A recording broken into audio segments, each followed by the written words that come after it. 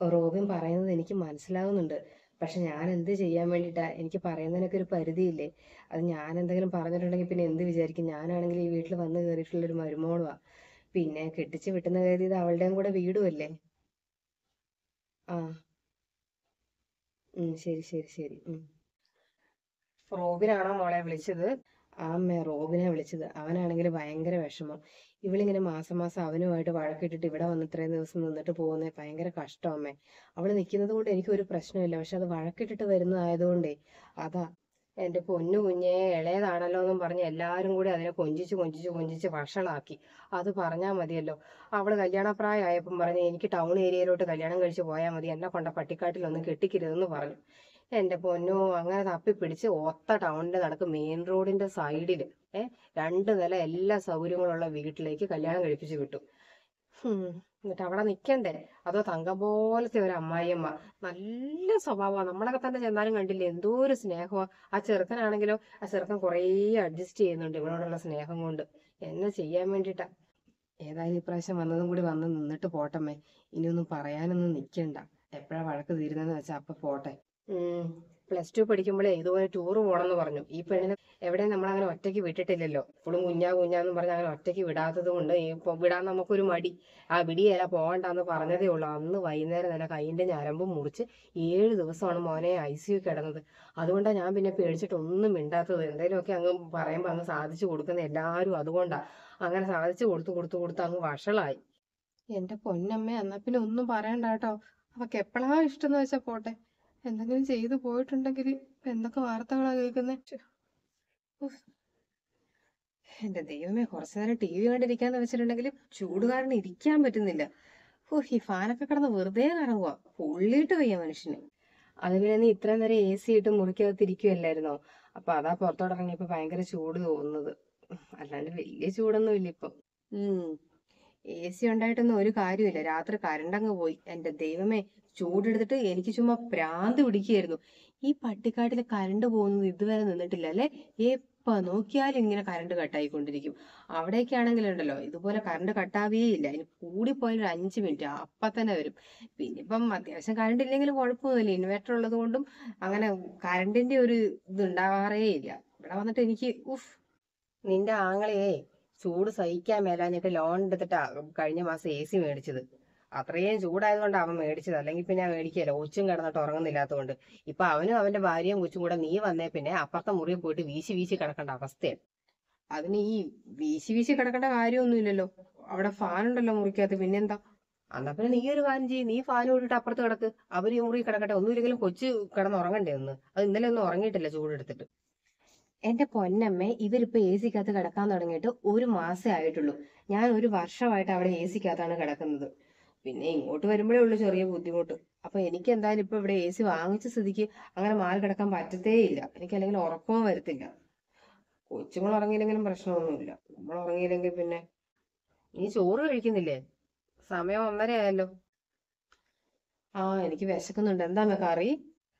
കറി ചക്കക്കുരു മാങ്ങ ഇട്ടിട്ട് ചാറ് വെച്ചതുകൊണ്ട്, പിന്നെ പയറ് തോരൻ വെച്ചതുകൊണ്ട്, മീൻ വറുത്തതും ഉണ്ട്.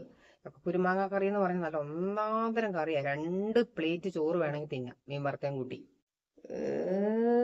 എന്റെ പൊന്നമ്മ, ഇന്നത്തെ കാലത്ത് ചക്കക്കുരു ഒക്കെ ആരെങ്കിലും കഴിക്കുമോ? ഈ ചക്കക്കുരു ഒക്കെ കൂട്ടിട്ട് എങ്ങനെയാ ചോറ് കഴിക്കുന്നത്? ശോ. അല്ലെങ്കിൽ ചക്കയുടെ സീസൺ തുടങ്ങി കഴിഞ്ഞാൽ പിന്നെ ഇവിടെ എപ്പോഴും ചക്കക്കുരു ആയിരിക്കും. കട്ടിലിന്റെ അടി വരെ ചക്കക്കുരു ആയിരിക്കും. എനിക്ക് ചക്കക്കുരു ഒന്നും വേണ്ട. എനിക്ക് നൂഡിൽസ് ഉണ്ടാക്കി തന്നാൽ മതി. നൂഡിൽസേ നീ പോയിട്ട് ഉണ്ടാക്കി നിന്റെ ഇഷ്ടത്തിന് തിന്നെ. എനിക്ക് കുറച്ച് ചുള്ളി പറക്കിക്കൊണ്ട് വരട്ടെ അടുപ്പിൽ വെക്കാൻ വേണ്ടിയിട്ട്. ആ മരം മുറിച്ചെടുത്ത് കുറച്ച് ചുള്ളി കിടപ്പുണ്ട് മോളെ. അമ്മ പോയി പറക്കിക്കൊണ്ട് വരാം കേട്ടോ. ശരി അമ്മ. ആ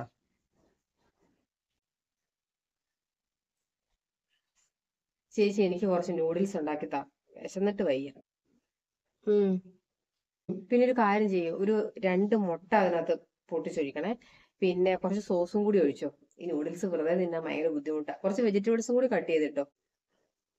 ആ ഉം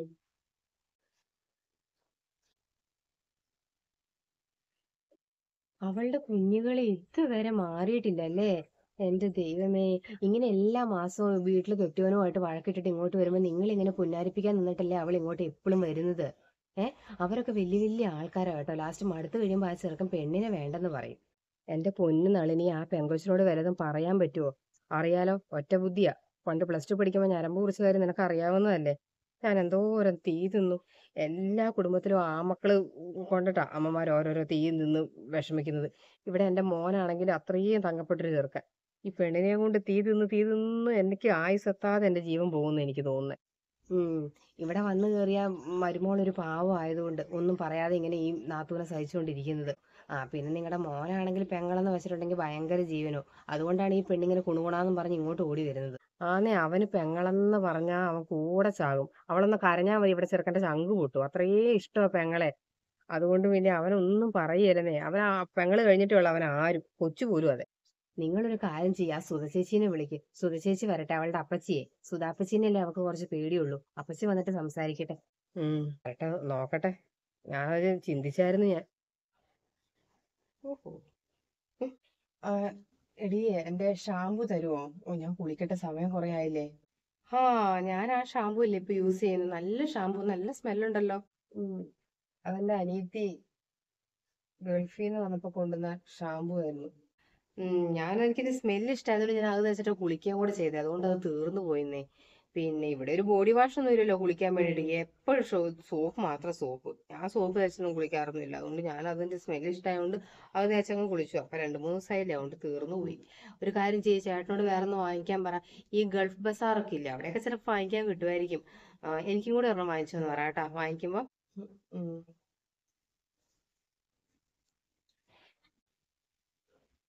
ചേട്ടാ, ഇത് കുറച്ച് സീരിയസ് ആയിട്ട് എടുത്തേ പറ്റുള്ളൂ. അവളിവിടെ വന്ന് നിൽക്കുന്നതുകൊണ്ട് എനിക്ക് ഒരു കുഴപ്പമില്ല, സന്തോഷം മാത്രമേ ഉള്ളൂ. പക്ഷേ വഴക്കിട്ടുള്ള വരലുണ്ടല്ലോ, നമ്മൾ സഹിക്കുന്ന പോലെ വേറൊരു വീട്ടിലുള്ളവർ സഹിക്കണമെന്നില്ല. അവസാനം അവൾ ജീവിതകാലം മൊത്തം ഇവിടെ നിൽക്കലേ ഉണ്ടാവുള്ളൂ. അതുകൊണ്ട് ചേട്ടൻ കുറച്ച് കൊഞ്ചിക്കല് കുറയ്ക്ക്. അവളോട് കാര്യങ്ങൾ പറഞ്ഞ് മനസ്സിലാക്കിയിട്ട് എങ്ങനെയെങ്കിലും തിരിച്ചു വിടാൻ നോക്ക്. ഞാനും ഇതിനെപ്പറ്റി ചിന്തിക്കാതിരുന്നില്ല. എന്തെങ്കിലും ഒരു സൊല്യൂഷൻ ഉണ്ടാക്കാം. ശരിക്കും പറഞ്ഞാൽ മടുത്തു. എനിക്കെന്ന് പറഞ്ഞാൽ എന്റെ കൊച്ചിനെ നോക്കാൻ പോലും ഇത്രയും ബുദ്ധിമുട്ടില്ല. അതുപോലെ അവളിട്ട് ബുദ്ധിമുട്ടിക്കുന്നതും. ഇത്രയും വലുതായി എന്നാൽ എന്തെങ്കിലും അവളുടെ കാര്യങ്ങളൊക്കെ സ്വന്തം ചെയ്യണമെന്നുള്ള ചിന്ത പോലും ഇല്ലെന്നേ. അതാ. ഞാൻ നോക്കട്ടെ, എന്തായാലും വേണ്ടേ ചെയ്യാം. നല്ല ഉറക്കം അപ്പച്ചി. ഇനിയിപ്പോ ആ ഉറങ്ങൽ ചിലപ്പോ തോന്നിയാൽ വൈകുന്നേരം വരെ കിടന്നുറങ്ങും. ഭക്ഷണം കഴിക്കാനേക്കും പിന്നെയും കിടന്നുറങ്ങും. ഞാൻ കൊണ്ട് വിളിക്കാം. എന്റെ പൊന്നി ചേച്ചി, എങ്ങനെയെങ്കിലും ഇതൊന്ന് പരിഹരിച്ചതാ. ഈ പെങ്കൊച്ചിനെ എങ്ങനെയെങ്കിലും ഒന്ന് പറഞ്ഞ് മനസ്സിലാക്ക്.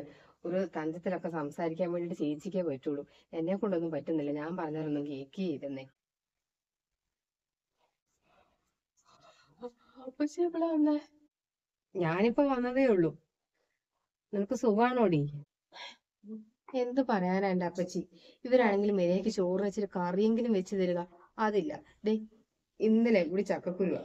ചക്കക്കുരു തന്നെ ചക്കക്കുരു. ഈ ചക്ക തീരുന്നവരെ ചക്കക്കുരു വരിക, അല്ലെങ്കിൽ പറമ്പിലെ വാഴയ്ക്ക കോവയ്ക്ക. എന്നാ ഞാൻ വന്നതല്ലേ, എന്തെങ്കിലുമൊക്കെ മേടിച്ച് ഇവർക്ക് നന്നായിട്ട് ഉണ്ടാക്കിയൊക്കെ തന്നൂടെ? നിനക്ക് ഇവിടെ സുഖമാണോ എന്നല്ല ഞാൻ ചോദിച്ചത്. നിന്നെ കെട്ടിച്ചു വിട്ട വീട്ടില് സുഖമാണോ എന്നാ ചോദിച്ചത്. ഞാൻ കഴിഞ്ഞ മാസം വിളിക്കുമ്പോഴും നീ ഇവിടെ ഉണ്ടായിരുന്നല്ലോ. അവിടെ കുഴപ്പമൊന്നുമില്ല, ഇടയ്ക്കൊക്കെ ചെറിയ വഴക്കൊക്കെ.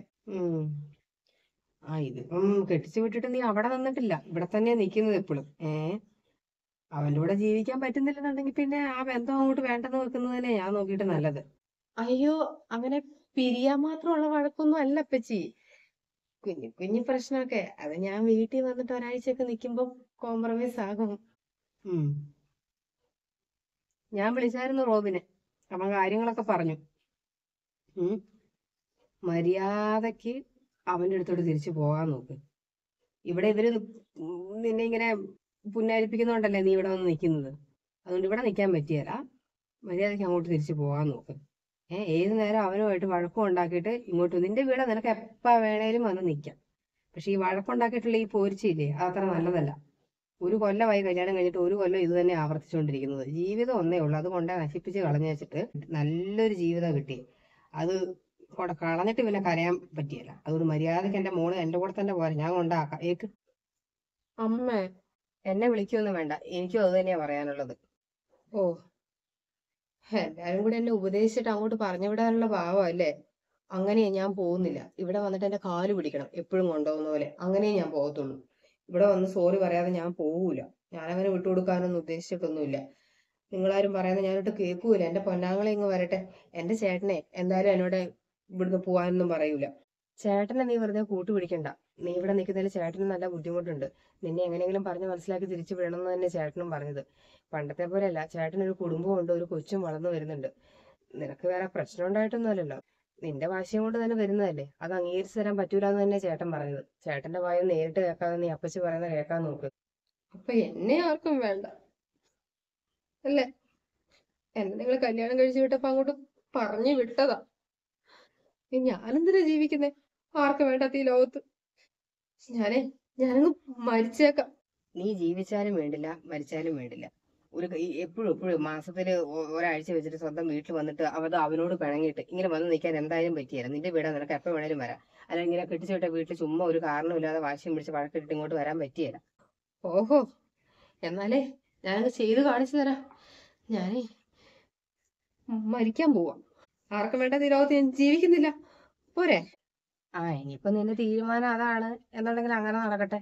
വെറുതെ ഇവരെയും ബുദ്ധിമുട്ടിച്ച് ഒരു ജോലിക്ക് പോകാനും താല്പര്യമില്ല. കെട്ടിച്ചവിട്ട വീട്ടിൽ നിൽക്കുകയല്ല. ഇനിയിപ്പം ചാകാനാ ഇഷ്ടമെങ്കിൽ അത് തന്നെ നടക്കട്ടെ. എന്റെ പൊന്നു മോളെ, അപ്പച്ചി നിന്നോടൊരു കാര്യം പറയാം. നീ മരിച്ചു പോയി കഴിഞ്ഞാൽ നിനക്ക് മാത്രമേ പോവുള്ളൂ. നിന്റെ അമ്മയ്ക്ക് വേറൊരു മോനും കൂടി ഉണ്ട്. അവനെയും അവന്റെ പിള്ളേരെയൊക്കെ നോക്കി നിന്റെ അമ്മ സുഖമായിട്ട് ജീവിക്കും. പിന്നെ നീ മരിച്ചു കഴിഞ്ഞാൽ ഞങ്ങൾക്ക് കുറച്ചുനാൾ കുറച്ച് വിഷമമൊക്കെ ഉണ്ടാവും. പിന്നെ ഞങ്ങൾ പയ്യെ പയ്യെ നിന്നെ അങ്ങോട്ട് മറക്കും. പിന്നെ നിന്റെ ഭർത്താവ്, അവൻ ഏത് നിലയിൽ ജീവിക്കുന്നവനാണെന്നറിയാലോ. നിന്നെ കഴിഞ്ഞ് നല്ല പെണ്ണിനെ അവന് വേറെ കിട്ടും. അതുകൊണ്ട് അവനും കുറച്ച് കഴിയുമ്പോൾ വേറെ കല്യാണം കഴിച്ച് സുഖമായിട്ട് ജീവിക്കും. പിന്നെ നിനക്ക് നിന്റെ ജീവിതം പോയി. എന്ത് വേണമെന്ന് എന്റെ മോള് തന്നെ അങ്ങ് തീരുമാനിക്കും. അല്ല, അപ്പൊ ഞാൻ മരിച്ചിട്ട് കാര്യമില്ലേ? അപ്പം അങ്ങനെ ഇപ്പൊ ഞാൻ മരിച്ചിട്ടേ അവൻ വേറെ കല്യാണം കഴിച്ച് സുഖമായിട്ട് ജീവിക്കണ്ട. അയ്യടാ, പോവല്ലേ? തിരിച്ചു പോവാ. ഇനി മേല ആ ചെറുക്കനോട് വഴക്ക് കൂട്ടിട്ട് ഇങ്ങോട്ട് വന്ന് കയറിയേക്കരുത്. അവൻ എത്ര ദിവസമായി വിളി തുടങ്ങിയിട്ട് അമ്മയൊന്ന് ഇവിടെ പറഞ്ഞ് മനസ്സിലാക്കാമേ, ഞാൻ വന്ന് കൂട്ടിട്ടേന്ന്. അത് മാത്രമല്ലെന്നേ, അവിടുത്തെ അമ്മയെ വിളിച്ചെന്നേ. എന്തോരം നല്ല സ്ത്രീ അവരെന്നറിയാം. ഇനി അവരുടെ മുഖത്ത് ഞാൻ അങ്ങനെ നോക്കും. എന്റെ വളർത്തുദോഷം എന്നല്ലേ പറയുള്ളൂ. ഇനി നിങ്ങൾ രണ്ടുപേരും കൂടി അല്ലാണ്ട് മേലെ ഇങ്ങോട്ട് വന്നേക്കരുത്. ഞാൻ പറഞ്ഞേക്കാം. നിന്റെ ഇവിടുത്തെ കുഞ്ഞുങ്ങളെയൊന്നും അവിടെ എടുക്കണ്ട. അമ്മയുടെ അടുത്തും ആങ്ങളുടെ അടുത്തും എടുക്കുന്ന പോലത്തെ വാശിയൊന്നും. കുറച്ച് നിങ്ങൾക്ക് പക്വത കാണിക്കും ജീവിതത്തിൽ. ഇത്രയും പ്രായമായില്ലേ, 14 വയസ്സായില്ലേ, കുറച്ച് പക്വത കാണിക്കും. ഇനിയിപ്പോ ഒരു കൊച്ചുണ്ടാകാറായി, എന്നിട്ട് അവള് കുഞ്ഞു കളിച്ചുകൊണ്ട് നടക്കുന്നത്. ചുമ്മാ വാശി പിടിക്കുവാന്നേ. ഞാനിനി വരുന്നില്ല. പോരെ? ആദ്യം തന്നെ വഴക്കിട്ട് വരുമ്പോ പറയണമായിരുന്നു. ഇത് നിങ്ങളൊന്നും പറഞ്ഞെന്നെ മനസ്സിലാക്കാത്തോണ്ടാ ഞാൻ ഇവിടെ തന്നെ പിന്നെ വഴക്കിട്ട് വന്നത്.